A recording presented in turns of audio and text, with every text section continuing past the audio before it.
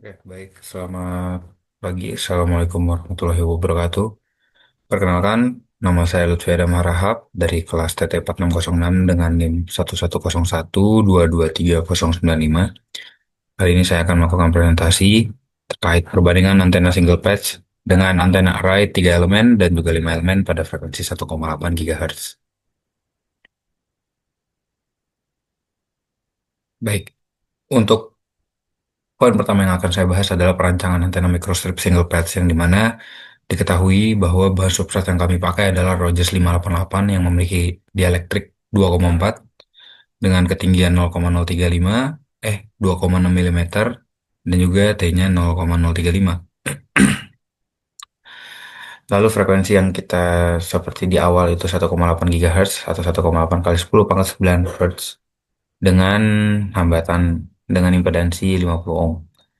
Dengan data yang ada di atas, kita dapat melakukan perhitungan untuk lebar patch atau WP-nya, sehingga kita dapat nilainya itu jadi 63,914 mm.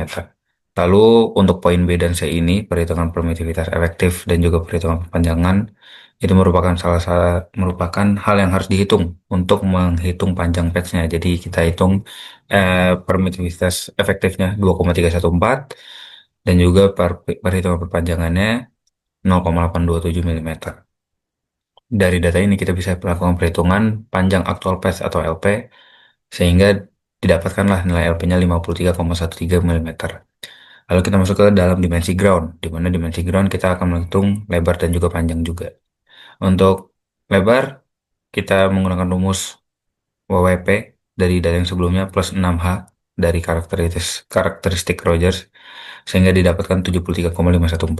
Untuk perhitungan panjang groundnya, rumusnya sama, cuma menggunakan LP menjadi 62,73 mm. Baik, sekarang kita akan melakukan perhitungan lebar fit line dengan rumus yang ada di dalam slide, yaitu 2H per Pi dalam kurung B-1 min len dalam kurung 2B-1 plus dielektrik min 1 per 2 kali dielektrik dalam kurung len B-1 plus 0,39 minus 0,61 per dielektrik relatif. Sehingga kita dapatkan nilai lebar fit line-nya itu 4,792 mm.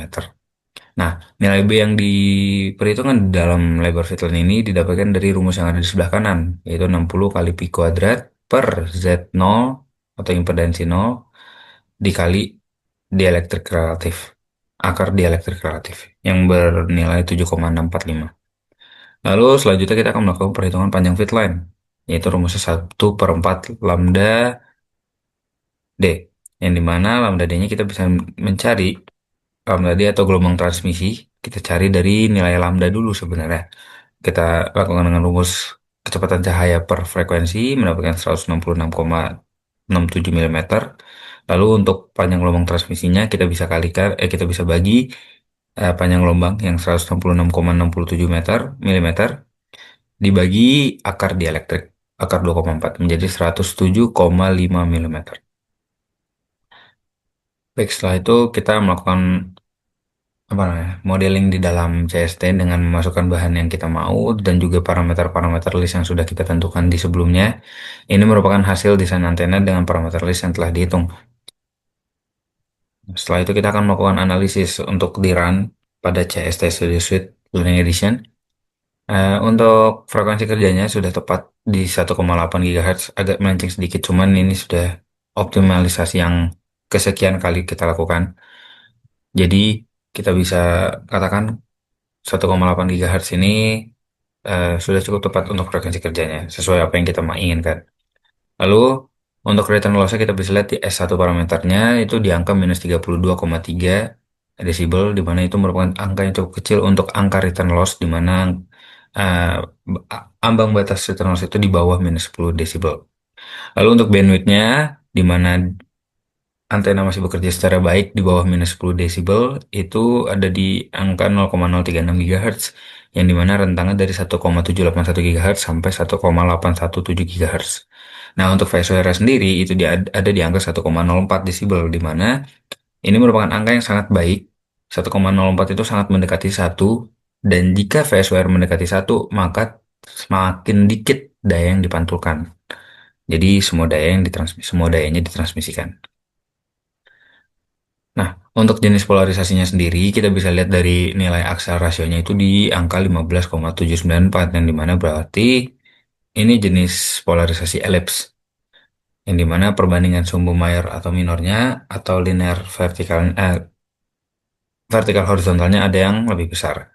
Nah, di sini kita bisa lihat juga di pola radiasinya, dia directional, kuat pada satu arah, baik dilihat dari sudut elevasi ataupun azimut.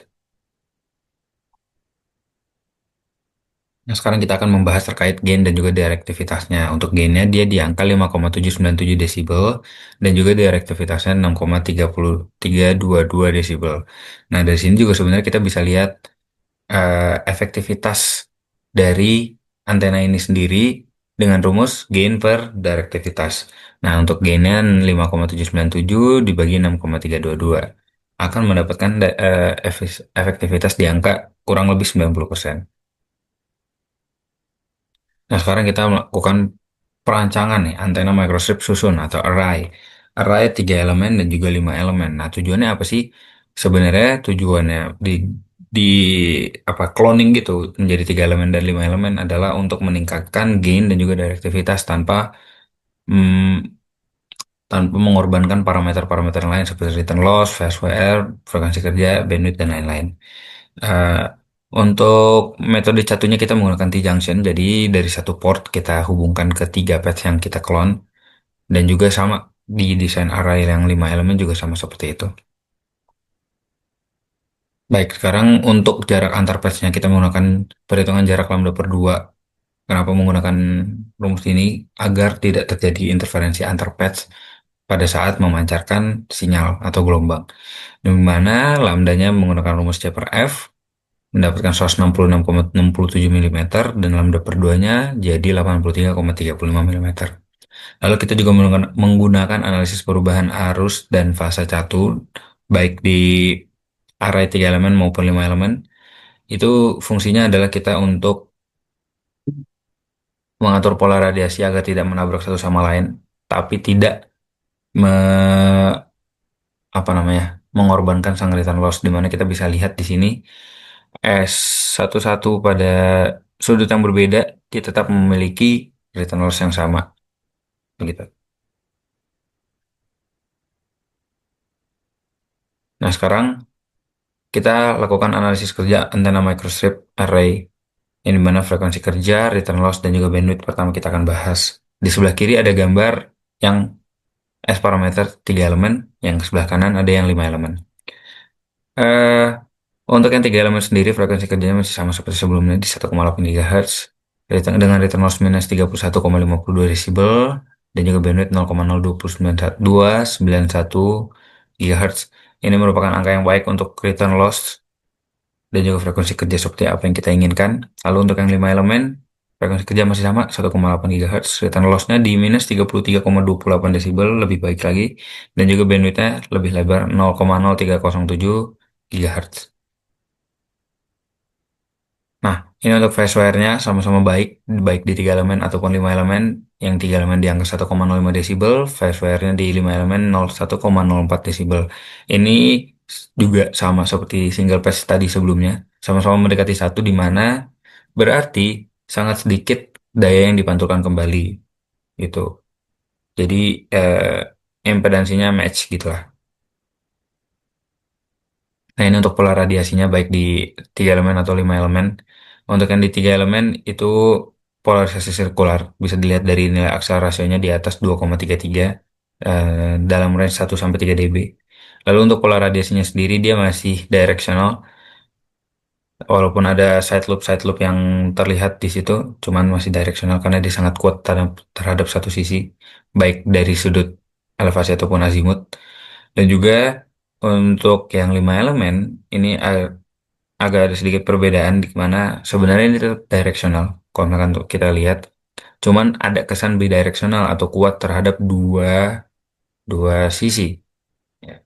Ya, itu tergantung perspektif lagi. Cuman di sini bisa kita lihat kalau misalkan dalam sudut yang 0 derajat itu dia kuat di bagian 60 derajat sampai 90 dan 90 sampai 150 derajat. Itu cukup kuat. Jadi kita bisa katakan juga bidirectional. Dengan polarisasinya tuh elips karena dia 17,54 desibel. Jadi dalam range 3 sampai 40. Nah, untuk gain dan direktivitas, oke. Jadi seperti tujuan awal tadi yang sudah disebut, kalau misalkan patch array ini ditujukan untuk meningkatkan gain dan juga direktivitasnya. Nah, bisa kita lihat nih, di tiga elemen itu dari gainnya 10,25 meningkat dari yang tadinya sebelumnya 4 sampai 5. Direktivitasnya juga 10,72 sehingga kita bisa mendapatkan nilai efektivitas itu 95,34%. Sedangkan yang di 5 elemen itu lebih baik lagi. Gainnya itu di 11,29, directivity-nya di 11,90 dan efektivitasnya 94,87%. Oke, kesimpulannya berdasarkan hasil simulasi, berdasarkan hasil simulasi antena microstrip single patch array 3 elemen, 5 elemen pada frekuensi 1,8 GHz, seluruh desain menunjukkan return loss yang baik, di mana itu di bawah minus 10 desibel, di rentangnya rata-rata di minus 30 ke bawah lagi. Dengan nilai VSWR yang selalu mendekati satu, berarti ini antena sudah cukup baik dalam segi optimalisasi, tidak ada perbedaan impedansi, ada sedikit, cuman sangat amat sedikit, sehingga mendapatkan VSWR mendekati satu. Jadi semakin dikit daya yang dipantulkan. Lalu peningkatan jumlah elemen terbukti efektif meningkatkan gain dan direktivitas dalam single patch, array 3 elemen dan juga 5 elemen. Sehingga memiliki gain dan juga direktivitas yang menimbulkan efektivitas yang baik juga di angka 90% ke atas. Penggunaan metode array juga terbukti meningkatkan performa antena secara signifikan, bisa kita lihat dari efektivitas atau gain dan juga direktivitas yang kita hasilkan. Jadi kesimpulannya kita bisa buktikan. Baik, sekian dari saya presentasi terkait modeling antena single patch array 3 elemen, 5 elemen pada frekuensi 1,8 GHz. Kurang lebih mohon maaf. Wassalamualaikum warahmatullahi wabarakatuh.